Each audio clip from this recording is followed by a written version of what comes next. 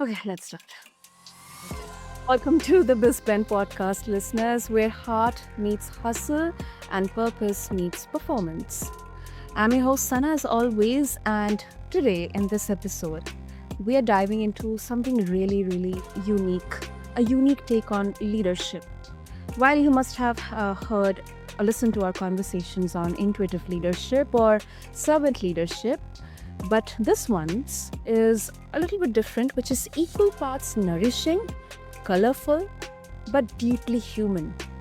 And our guest is the incredible Dr. Cynthia Rapaido, a celebrated educator, leadership coach, and now the author of Step Up Your School Leadership Game. Let me share a bit about her with all of you listeners. She brings over 30 years of hands-on experience in K-12 and higher education, and today she's here to explore two powerful concepts from her book, The Fruit Leadership Style and The Multifaceted Identity. So, whether you are leading a school or a business or a movement, this conversation will shift how you see leadership at its core. So, let's quickly dive deep. So, Dr. Cynthia, welcome to the show, and it is such an honor to have you with us. Thank you, Sona, for having me. I'm really looking forward to having this talk with you, and I've been looking forward to it as well. So thank you. Absolutely, Dr. Cynthia. So, before we talk about the two topics, of course, let's talk about your book. So, um, you have 30 years of hands-on experience in the K-12 and higher education. But what prompted or what motivated you to author this book, to pen down, what you want to share with others?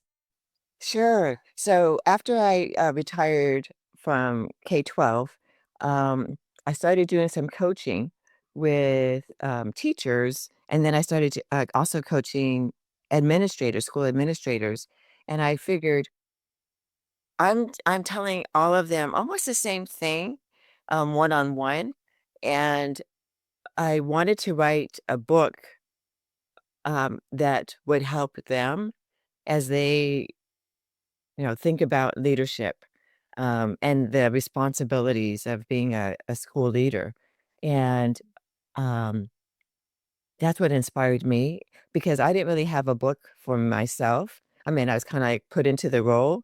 I went from teacher to assistant principal, and I wasn't one that got in trouble, so I never saw the assistant principal or the principal.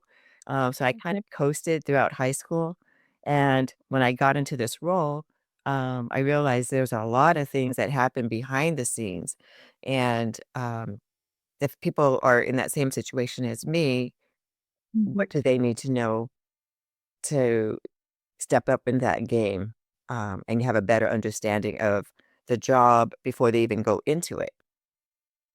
Mm. Yeah. Mm. And then I also thought about, okay, I want it not just for teachers or new and aspiring principals, but I thought even, as they go into as a mentor like me, I can even give it out to other coaches to give out to their students. And then I can even give it to superintendents who might not even know what a school site administrator does because maybe they didn't serve at a school site, but maybe work their way into that position, or some Okay. teachers that skipped um, and did leadership a different route and then became at the district office, but now they're in the position of supporting site Mm. leaders. And if they don't know what that job looks like, they might feel um, like they can't relate or understand their roles or understand the site leaders' roles. And so that's why it would help them have a better understanding how to support them. Mm. Mm. That is super important because um, as a person, if I can say that, those years spent in the school, those years, they shape our lives, professionally and personally. And one question is coming to my mind, Dr. Cynthia, that while writing this book down, um, did you try to see any parallels between the school leadership and the kind of leaders or entrepreneurs or business owners we have around us? I mean, any kind of intersection did you find, or it's a complete different ball game? It serves a complete different niche here. I think it's both. I mean, um, I think it's what's different about education is, um, you're working with children and educating all of them, and so you have to create this nurturing environment to Mhm. support the growth of the student, uh, Mhm. whereas some businesses could be a computer, um, technology, biotechnology. It can be, not necessarily about nurturing, Mm. the growth of the clients, so the students are our clients, so Okay. but the people that work there Mhm. as a leader, there's components of that in terms of how to lead the teachers, the counselors, but we have to have similar to what other businesses have, a mission, what are the goals, um, not just looking at numbers of, okay, what are the test scores of the kids, but now we have to Mm. serve the kids and help them understand, um, well, everybody has to understand that we're all kids and we're at different levels. And even as an adult, we don't know everything.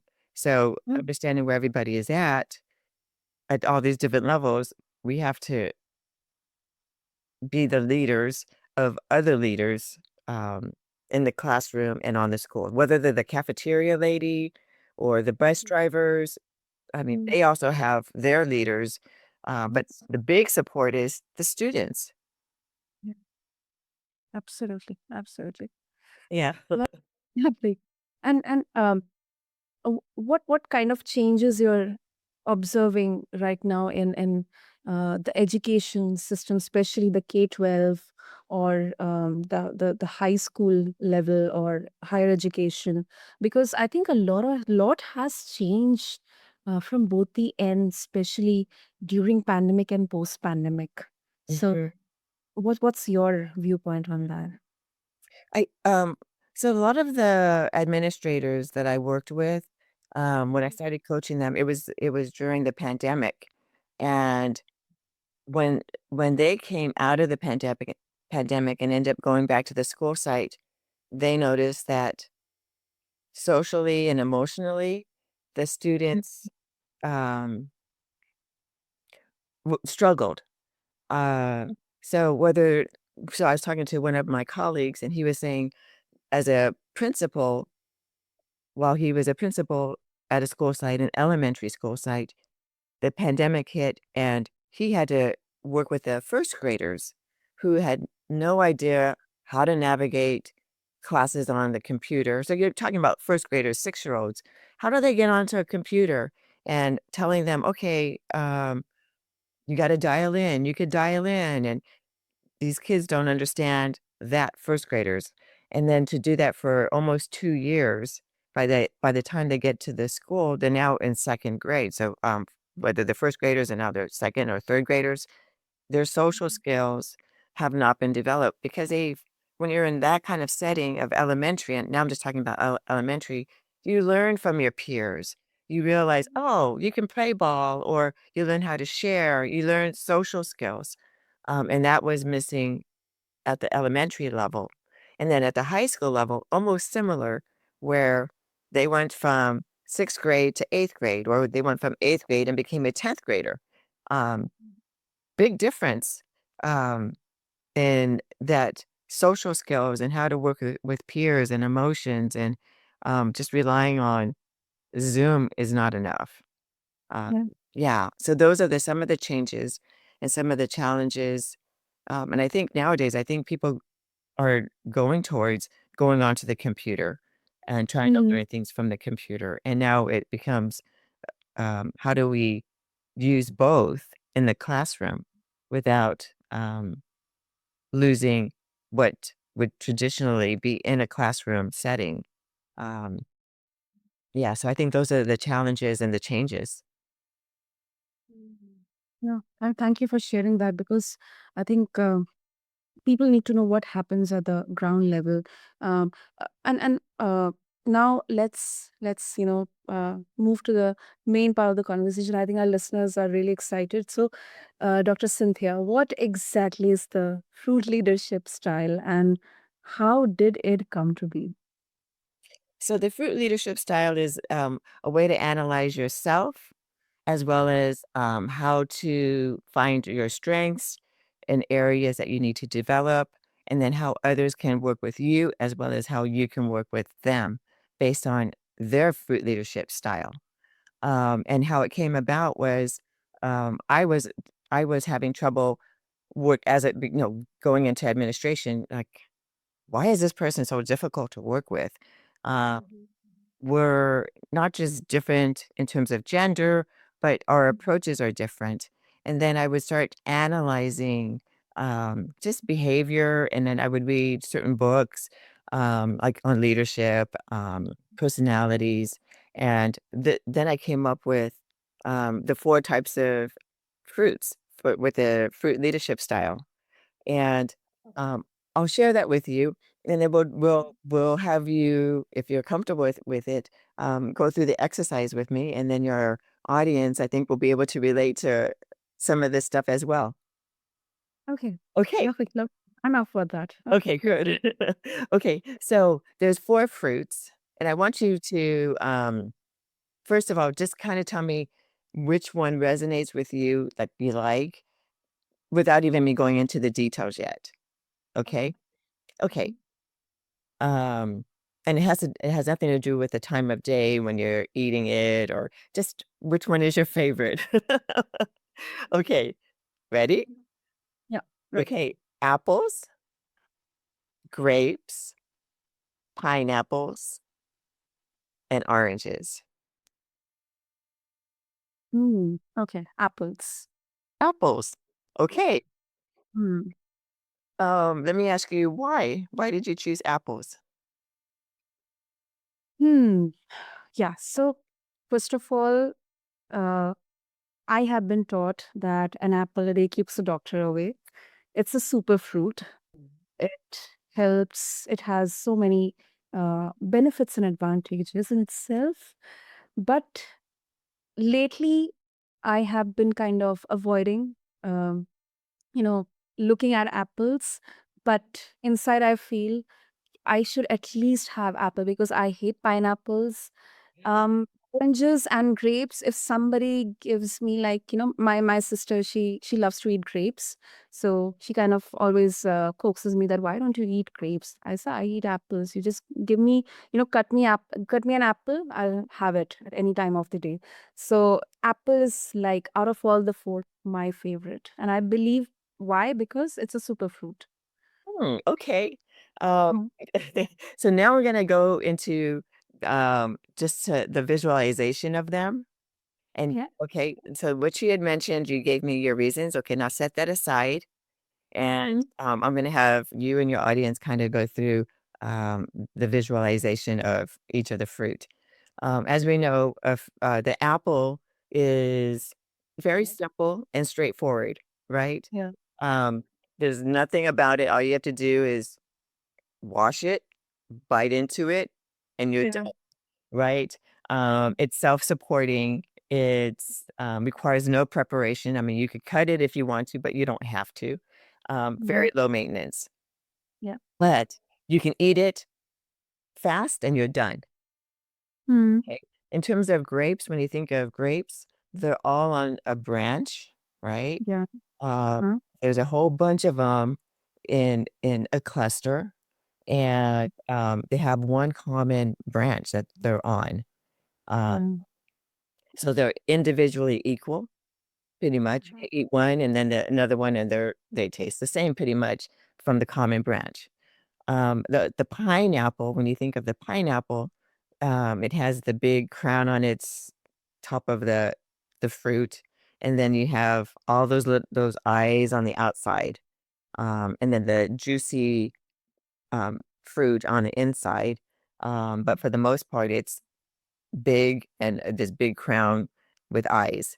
And then the oranges, when you think of the orange, you have to you can't even get to the fruit until you peel it, Okay, yeah. right? Yeah. And now it's a little messy, and then the sections, there's sections and there's skin, and then if you even open that, there's the little pulps, and they're also arranged and organized in a nice, neat fashion.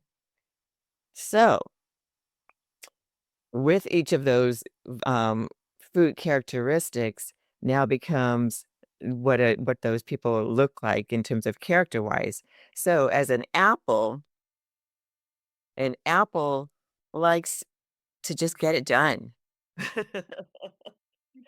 Mm. They like to address But so I'm thinking mhm, all the A words: address it, accomplish, action, and, accountability to yourself and the team to achieve it and get the job done. That's the apple. Just really easy. Let's go, let's go, let's do it. Don't be afraid. Let's jump and get it done. And the execution is the final part of it. It might be a little messy, but you're just ready to just go and do. With the grape is remember they're all in clusters and they all are equal. So that they are the characteristic of that person is they're more people oriented. They want harmony mhm, and good relationships. They don't want confrontation. They want harmony, group consensus, um, being inclusive with the group. And then with the pineapple, remember I was talking about the big crown on its head yeah. and that bunch of eyes on the outside. So inside is juicy. So they have lots of ideas and they're able to have like be visionary. Um, they think of possibilities. They look at the big picture. They like to predict, be imaginative, innovative. Okay. And then with the oranges, they are again organized, really tight and detailed.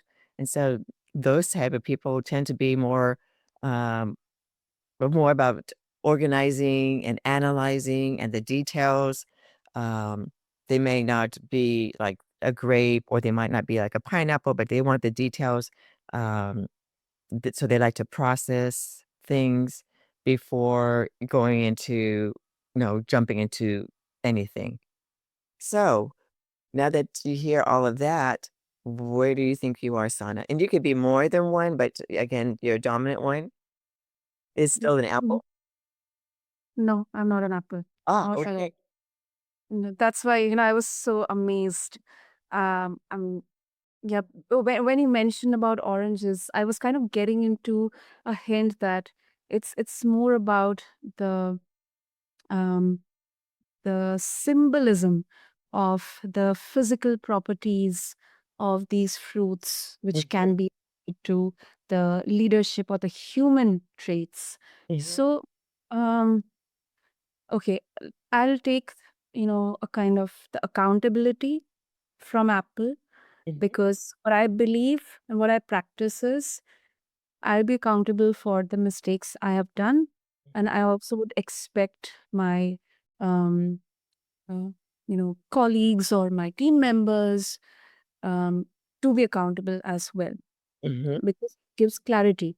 It humanizes, it humbles the interactions.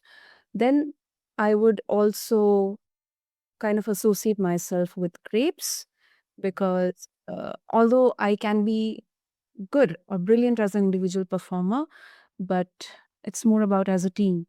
mhm. And I'm a big believer in team building and uh, collaboration.